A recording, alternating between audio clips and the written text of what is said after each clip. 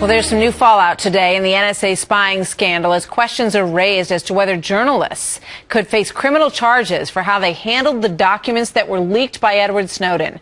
Chief Intelligence Correspondent Catherine Herridge is live from Washington on this morning. So, Catherine, what explains this new development here? Well, Martha, good morning. Intelligence officials in their recent testimony on Capitol Hill are now suggesting that journalists who handled the Edward Snowden documents are in fact accomplices to the crime of espionage. And in this telling exchange with the chairman of the House Intelligence Committee, the FBI Director James Comey said selling access to stolen NSA documents is a crime.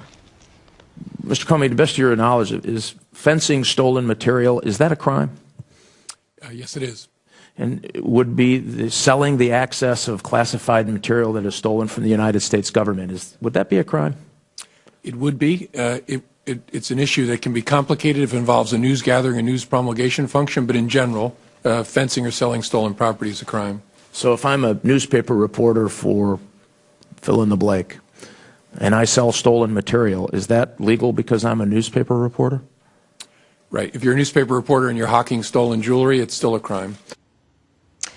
What we can't tell you is whether this is simply a hypothetical at this point or whether there is, in fact, hard evidence that money has been exchanged for access to those leaked NSA documents, Martha. Yeah, I mean, it's the money, clearly, that would make the difference between just covering the story and revealing sources and doing and selling fenced material, as they say. Is there any precedent for charging journalists in a situation like this, Catherine?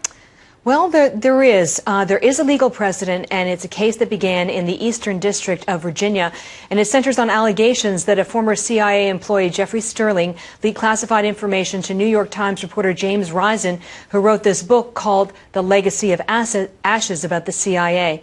And in count 9 of this indictment, USA versus Sterling, it states that the receipt of classified information is a crime, and it puts the value of those documents at $1 million, and give all of those documents to, quote, any member of the general public not entitled to receive said information, including foreign adversaries, through the publication, distribution, and delivery of a book for retail sale in the Eastern District of Virginia. So in layman's terms, what they're alleging here is mail fraud, and that there's the unauthorized distribution of this material just simply in the publication and purchase of that book, Martha. Interesting to see if there's any implications from that in this NSA story. Catherine, thank you very much.